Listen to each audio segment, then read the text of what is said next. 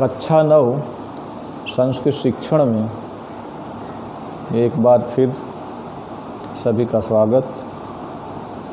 आज हम कक्षा 9 संस्कृत पुस्तक में संस्कृत गद्य पीयूषम,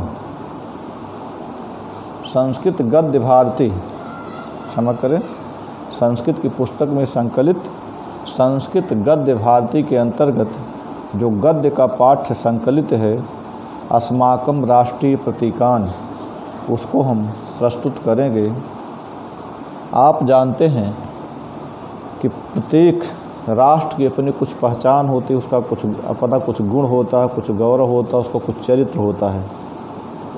कुछ ऐसी चीज़ें जो उस राष्ट्र के गुण, गौरव, चरित्र, उसके स्वभाव को, उसकी विशेषता को प्रकट करते हैं, उस राष्ट्र के क्या करते हैं, प्रतीक मानी जाते हैं।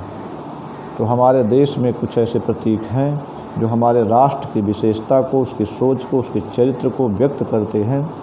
जैसे पक्षियों में मोर, पशुओं में व्याघ्र, पुष्पों में कमल, ये सब क्या हैं, हमारे राष्ट्रीय प्रतीक हैं, हमारी राष्ट्रीय धरोहर के प्रतिनिधि हैं, हमारे राष्ट्रीय विशेषता के वाहक हैं।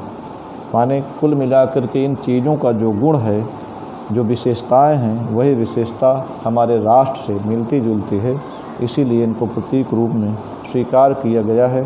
अब आप पाठ के अंतर्गत निर्धारित गद्यांशों को देखें। दूसरा पाठ अस्माकं राष्ट्रीय प्रतीकान, हमारे राष्ट्रीय चिन्ह, राष्ट्रीय प्रतीक। अब आप गद्यांश को देखें।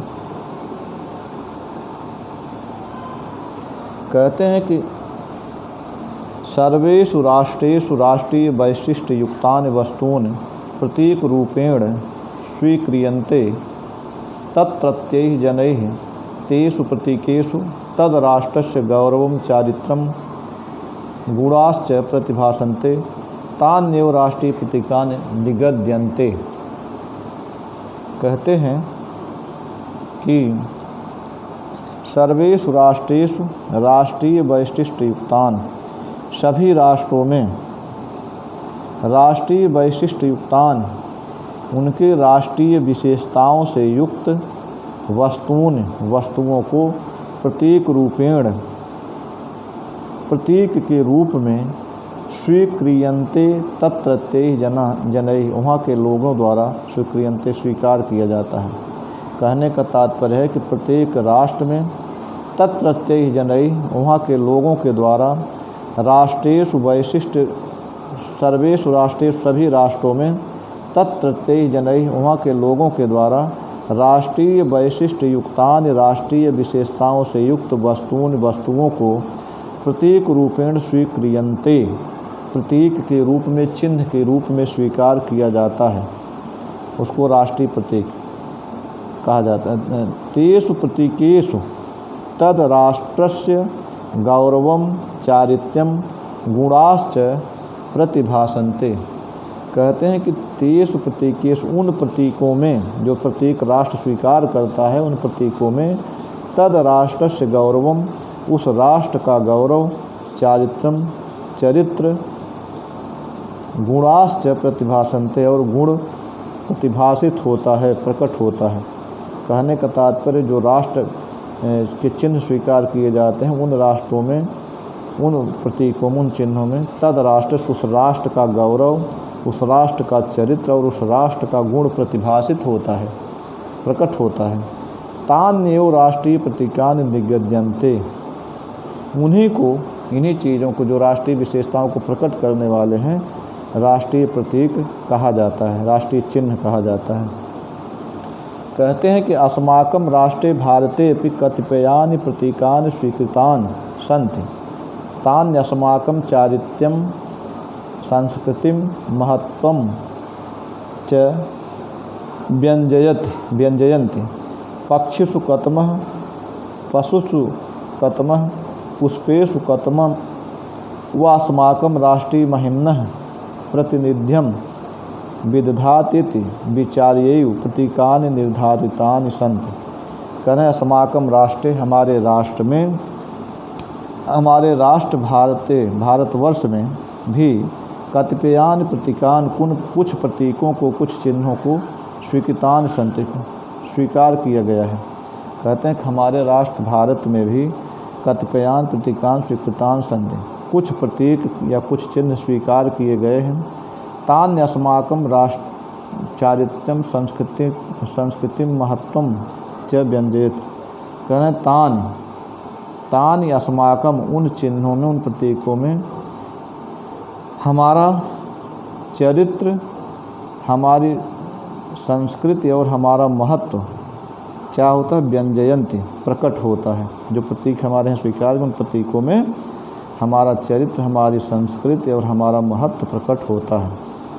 पक्षिषु कतमः, पशुषु कतमः, पुष्पेषु कतमं वास्माकं राष्ट्रीय महिम्नः प्रतिनिध्यम विदधात इति विचार्य प्रतीकानि निर्धारितानि सन्ति। कह रहे हैं पक्षियों में कौन पक्षी, पशुओं में कौन पशु, पुष्पेषु कतमम, पुष्पों में कौन सा पुष्प, अस्माकं राष्ट्रीय महिम्नः प्रतिनिध्यम, हमारी राष्ट्रीय महिमा की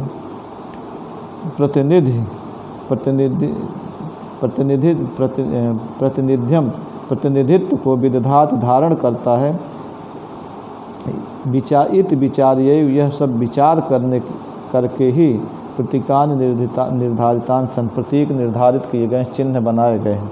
कह रहे हैं पक्षियों में कौन सा पक्षी, पशुओं में कौन सा पशु, पुष्पों में कौन सा फूल, अस्माकं राष्ट्रीय महिम्नः, हमारी राष्ट्रीय महिमा का प्रतिनिध्यम विदधात, प्रतिनिधित्व धारण करता है। इस विचार्य, यह सब विचार करके प्रतीकान निर्धारितान, प्रतीक निर्धारित किए गए हैं, चिन्ह स्वीकार किए गए हैं, चिन्ह बनाए गए हैं। अब आप आगे देखें, इसमें सबसे पहले मोर, जो हमारा राष्ट्रीय पक्षी है, उसके विषय में कहते हैं। अब आप देखें एक बार फिर, राष्ट्रीय पक्षी मोर, पक्षिषु मयूरः राष्ट्रीय पक्षी रूपेण स्वीकृतो अस्ति। करें पक्षियों में मोर राष्ट्रीय पक्षी के रूप में स्वीकार किया गया है। मयूरो अतीव मनोहर पक्षी वर्तते, मोर अत्यंत सुंदर मनोहर पक्षी है। चंद्रक वलय संबलितान चित्रितान तस्य पिच्छान मनांसि हरंत।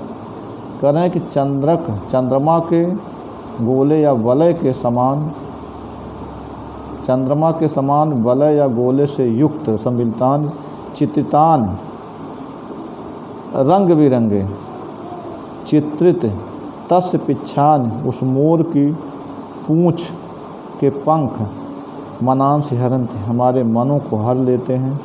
यदा गगनम श्यामलैर्मेघैराच्छन्नं भवति, जब आकाश में काले बादल छा जाते हैं, तदा मयूरो नृत्यति, तब मोर नाचता है।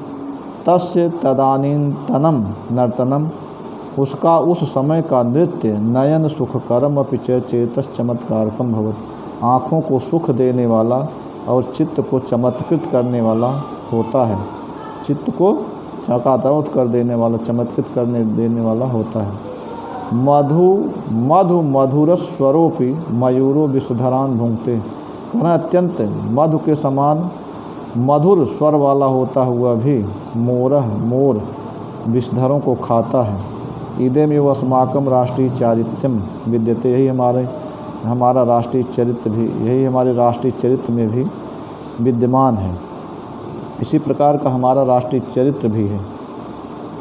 सर्वैः स मधुरम वाच्यम, सबके साथ मधुर वार्तालाप करना चाहिए, बोलना चाहिए। मधुरम व्यवहर्तव्यम, मधुर व्यवहार करना चाहिए। मधुरम आचरितव्यम, मधुर आचरण करना चाहिए। किंतु ये राष्ट्रद्रोहिणो अत्याचार परान, जो राष्ट्रद्रोही अत्याचार में लगे हुए हैं। राष्ट्रीय अखंडतायाः राष्ट्रीय एकस्य वा विघातकाः, राष्ट्रीय एकता और अखंडता के विनाशक हैं। विषमुखाः सर्वतुल्याः, करें ऐसे सर्प के समान, सर्पतुल्य विषैले लोगों को मयूरेण्यो, मोर के समान राष्ट्रेण व्यापादयितव्या, राष्ट्र के द्वारा नष्ट कर देना चाहिए, मार दिया जाना चाहिए। ते हुआ आज का गद्य। इसी के साथ आज की कक्षा समाप्त हुई। अगले दिन फिर मिलेंगे। धन्यवाद।